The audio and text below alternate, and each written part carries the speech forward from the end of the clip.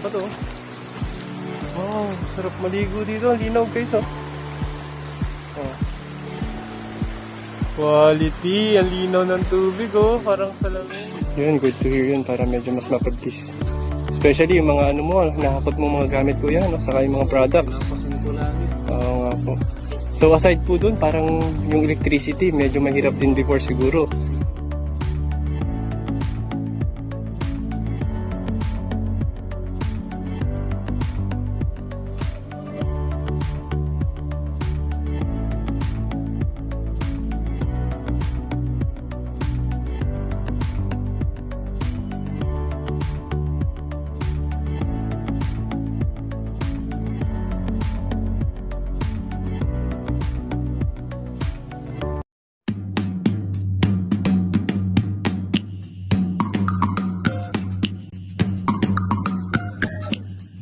Afternoon guys, hindi muna tayo mantitigtay, maya na lang. Punta muna tayo sa farm. Nag-invite si Kuya Dan last time nung magkita kami.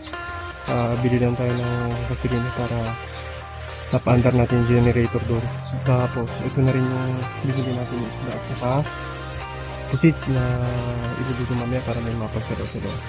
Okay guys, update na lang kayo mamaya guys. Alright, wow, 160 lang po pala. 150? Opo. Ano yun guys? Ano ho? Pagkain na. Ayan o, karga tayo 150 lang para sa generator. Yun, tumalun pa. Alright. Ano lang ating sakit. Okay guys, balik na tayo. Try mo na natin. Okay, pwede na to. Okay, so ready na tayo. Okay, ito na tayo. Doon tayo pupunta, summer doon.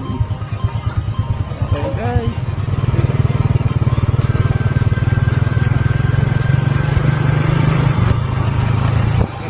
on the way na tayo guys.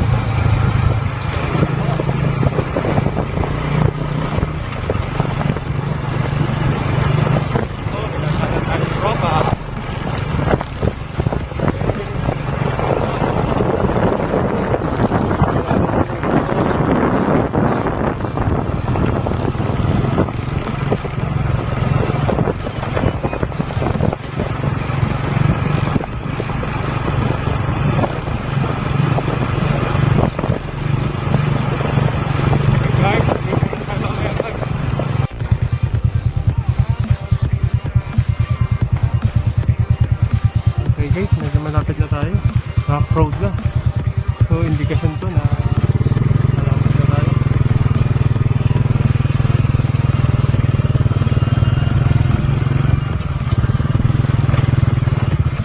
Ang klaseng puno ito. Wow! Okay guys, diretso pa tayo. Medyo rock road lang. Okay guys, I think nandito na tayo, malapit na tayo. Tingnan nyo naman ang view guys. Napakaganda. Wow. Yun. Okay guys. I think tatawid tayo dito guys. Yan pa to. Wow, sarap maligo dito. Linaw guys oh.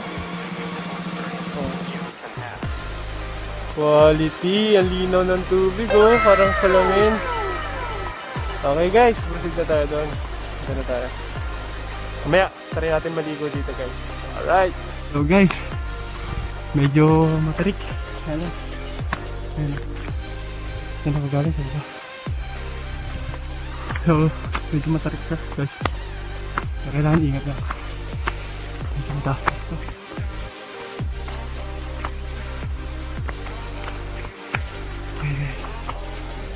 Malapit na.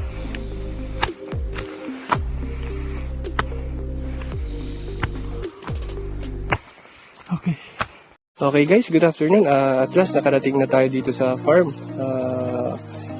Okay, so medyo malayo siya sa kapatagan, guys. So ito, yun yung mga alaga natin. Yung mga layers. Then I think meron din. Then meron ka dito, yung inasal type ba to? Yes. Ito daw guys, yung mga inasal type. Mga 2 months kuya o ilang months na to? Okay, mga more or less 1 month pa lang itong mga to. Ito guys, anong lahi nito kuya Dan? Dominant XA1. Walang baka sabihin mo na lang dominant brown. Dominant brown. Okay, usually ito naman po ay ginagamit naman po siya. Hindi siya for egg purposes. Broiler type to ano kuya? Broiler type naman to guys. Ano? Okay guys.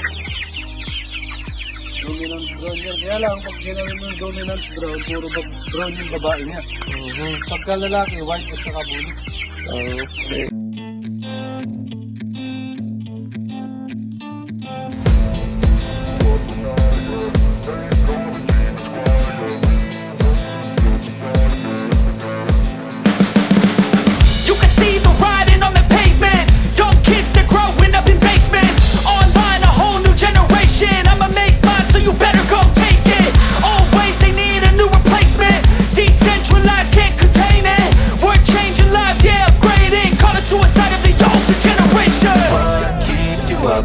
Yeah, make all the demons quiet. Yeah, we were built to thrive. Yeah, I think that we've all had enough. What keeps you up at night? Yeah, make all the demons quiet. Yeah, we were built to thrive. Yeah, I think that we've all had enough. Oh, yeah, I think that we've all had enough.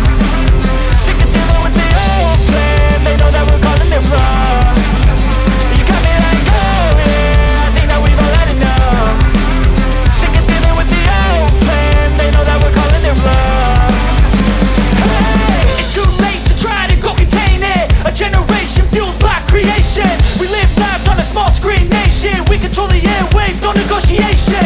I refuse to think we need saving. Something good will come from creation. And when we think that the world is too anxious, we'll adapt, evolve, survive and save it. What keeps you up at night? Yeah, make all the demons quiet. Yeah, we were built to thrive. Yeah, I think that we've all had enough. What keeps you up at night? Yeah, make all the demons quiet. Yeah, we were built to thrive. Yeah, I think that we've all had enough. Oh yeah, I think that we've all had enough. Sick of dealing with the old plan. They know that we're calling it wrong. You got me like, oh yeah, I think that we've all had enough. Sick of dealing with the old plan. They know that we're calling it wrong.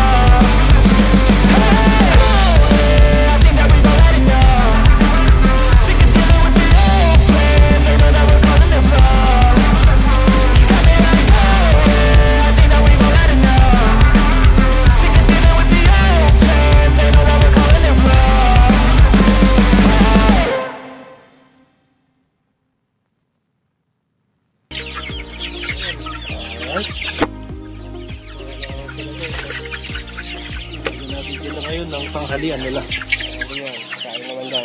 Feeds.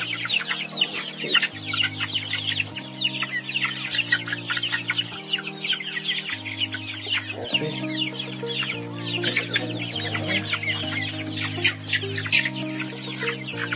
Okay, bibigyan naman sila guys ng ano. Takot siguro itong mga broiler na to guys. Kasi as you can see guys, dito sa loob mismo ng kulungan nila may papaya. Ano kaya ibig sabihin nun?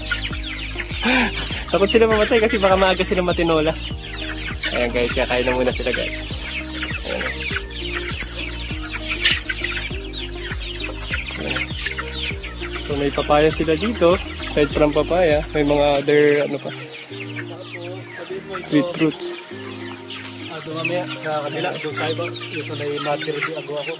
Okay po. Ayan guys. Yung pinapakain ko sa mga layer. I know you told your friend you're not okay. And tell me what's wrong and why you never said you felt that way. And guess you're trying to stay strong and fake a smile until I look away. But I've known you too long, it hurts to watch your blue eyes fade to gray as as you fade away, as you fade away. Yeah, I'm about to fade away, cause every time I wake up I feel like it's Monday. Something's going wrong with all the chemicals up in my brain. All of a sudden I don't look at anything the same way. Gotta build up of my thoughts sitting in an ashtray. I'm sorry that I'm so inconvenient, okay. Just let me be me and I'll stay out of your way. I can see the way you look at me, I'm such a disgrace. I never really asked to be brought into this place. You wanna love me? Well then baby I have a taste. All the highs and the lows, no you'll never be the same. I don't really wanna hurt you but I can't control the pain. If you're sticking by my side maybe we could be okay. Okay, maybe you could be the change I need today. I promise that I've never felt this way. I really hope that you will choose to stay through all the pain. I know you told your friend you're not okay, and tell me what's wrong and why you never said you felt that way. Guess you're trying to stay strong and fake a smile until I look away. But I've known you too long, it hurts to watch your blue eyes fade to gray as you fade away, as you fade away, as you fade away.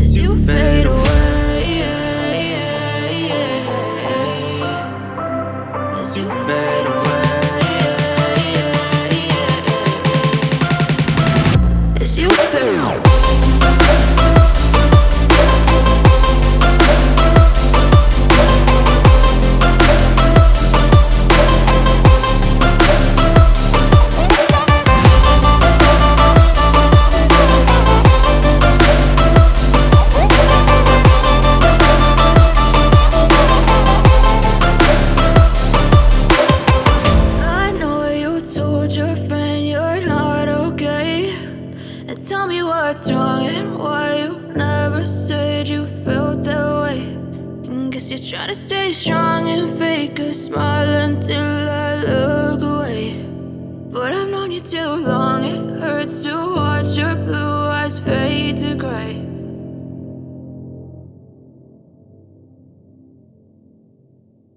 June 4 siguro, baka mapisa na. Okay, so meron tayong mga ano na dyan.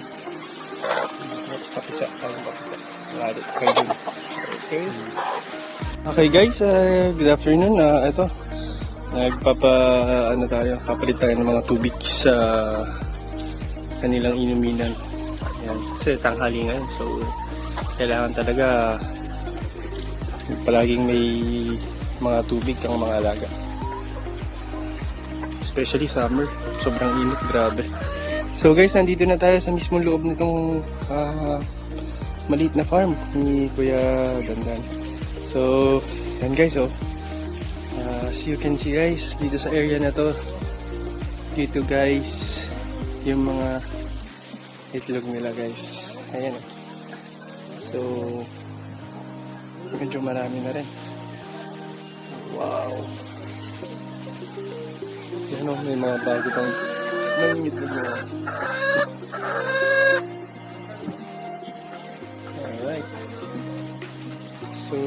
Tapos ano rin to siguro, mga more or less yung tray. Guys, oh, bagong pisa, oh. Sorry, bagong labas. Ka-itlog lang guys, ano, basang-basa po. I see.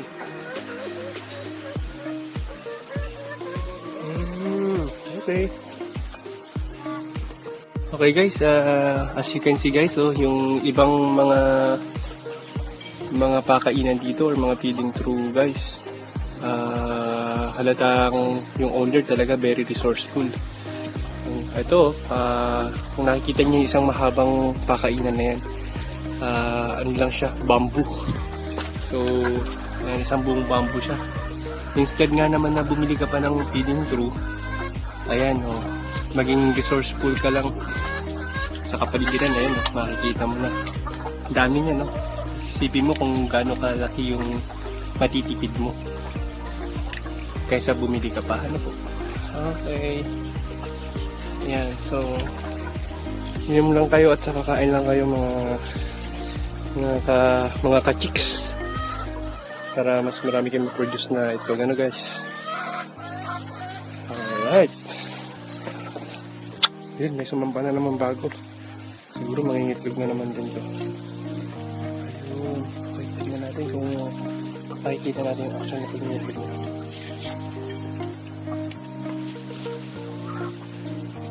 Tumalikod siya.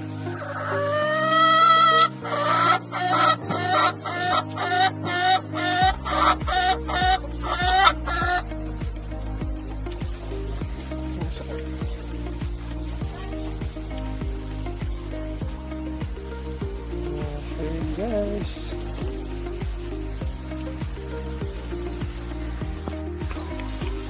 okay guys, dito sa farm ni Kuya Dan, meron din siyang mga alagang pabo. Ayan guys, nagbibreed din siya ng pabo guys.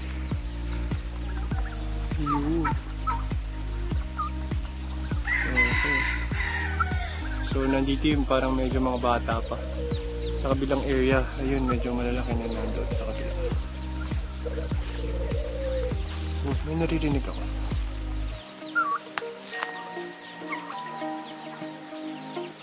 Okay guys,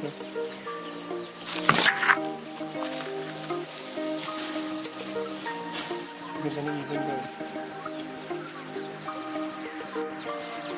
Okay guys, may alaga rin pala sila ditong native pig.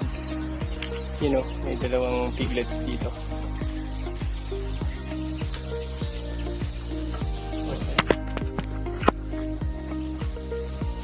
Ang laki nitong area nito, pero sa sobrang laki niya, lalo pa siyang namamaximize.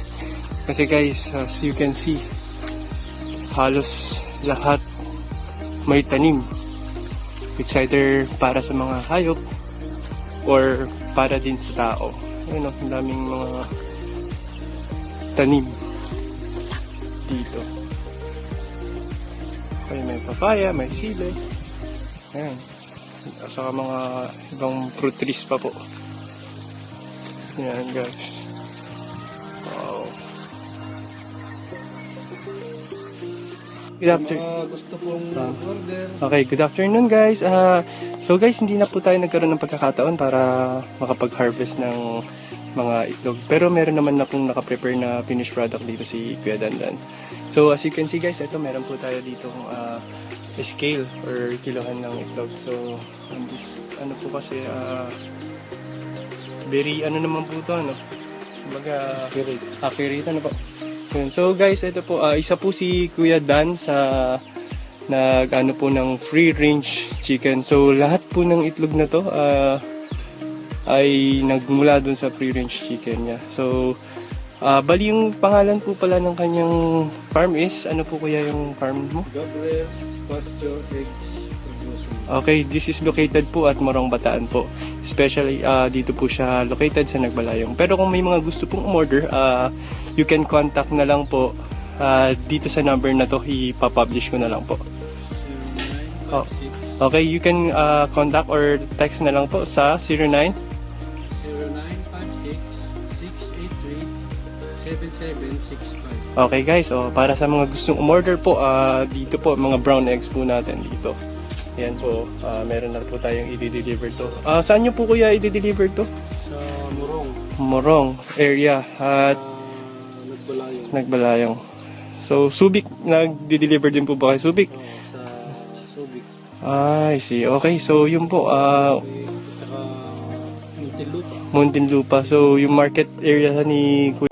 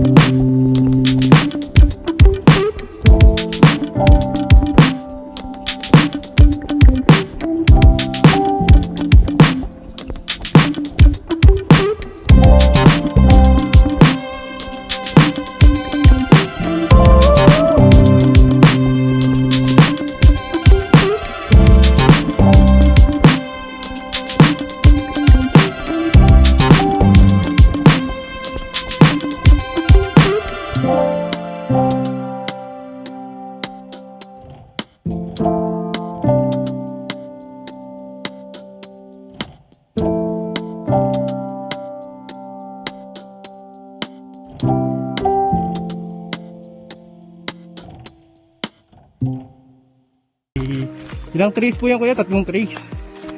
Ay, dito. 3 trays. Saan po i-deliver yan kuya Dan? Morong. Ayan sa bayan, sa Nagbalayong. So, marami kasing tumatangkilik din ng mga brown eggs po. Yun guys. Okay, at least kahit pa paano may income na naman per day.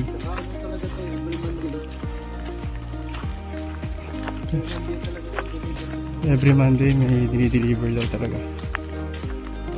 Okay. Sige guys, update na lang guys. Okay guys, ito magdi-deliver na po si Kuya Dan. So kung kayo po interesado na mamili ng brown egg po, pwede pong kayong kumontak dun sa cellphone number na ibibigay ko po sa inyo dito. Okay. So para naman po sa mga tiga-Morong area, pwede naman po siyang mag-free deliver po. May minimum ano ka kuya kung ilang tray? Magpawari, isang tray lang orderin mo sa akin, tapos Morong ka, maghihintay tayo ng Kasabay. Yun, tama. hindi naman ako. So pwedeng mag-advance order kung sakali. Yun, okay. Advance order na lang po para mayroong mga makasabay para Kasi kung i-deliver na po. order, every Monday talaga nag-deliver ako sa Morong. Ayun. Okay. Every Monday daw ang po. Yun ang sinasabi ko sa'yo. Okay. Okay, good afternoon mga ka-idol. Nagagaling natin doon kaya Ragdan sa farm. Medyo malayo pero sulit naman. Kaliligo natin. refresh na tayo kahit pa paano. Yan mga guys, ano ko lang, shoutout ko lang si Kuya Dan na pakasipag. Imagine guys, medyo malayo yung farm niya. Tapos, medyo mainit pa. Pero, matyaga lang talaga. Sipag at tyaga lang. So, kahit hindi ganun ka gandahan yung daan, at saka kahit hindi ganun ka latest yung ano nila doon, gamit nila facilities. So guys, doon sa pinuntahan natin guys, kanina walang electricity doon. So ginagamit lang nila po yung mga ano lang guys, mga solar lang. So may solar light sila, may solar na charger. Tapos if ever lang kailangan lang mamili ng gas, meron siyang ano doon, generator. Pero kahit pa paano naman, malaking tulong yung generator yun. Pang emergency, kumbaga. Kaya yung, okay guys, bilib ako kay Dan kasi very resourceful siya guys. Kung nakita nyo guys, yung ginamit niyang pakainan, instead na mamili pa siya ng ano sa tindahan, pakainan. Nagawa na lang, sibak na lang siya ng ano guys, ng kawayan. So, yun, nakatipid na kahit pa paano. Yun, para nga pala guys, sa mga gusto mag-order ng itlog, sakali, saka inasal type, bali search nyo lang sa Facebook, search nyo lang ito, si Kuya Roldan. Hindi siya makita. Okay, search na lang guys, Roldan EBS Kalma. Okay, tapos yung ino-offer niya, bali meron siyang mga brown eggs. Bali yung small is 220 pesos per tray, medium bali 250, yung large 280, saka yung XL naman is 320 per tray siya. Tapos may inasal type din siya doon guys, yung mga maliit pa, siguro mga ilang weeks na lang, or ilang months na lang, pwede na yun. So bali ang ano naman niya doon, sa inasal type 200 pesos per kilo kikatay mo. Pero pag live 400 per peraso yun guys. So yun guys, medyo napagod ako kanina. Okay, salute Pinsan Dan. Sana'y maging successful ang iyong farm soon.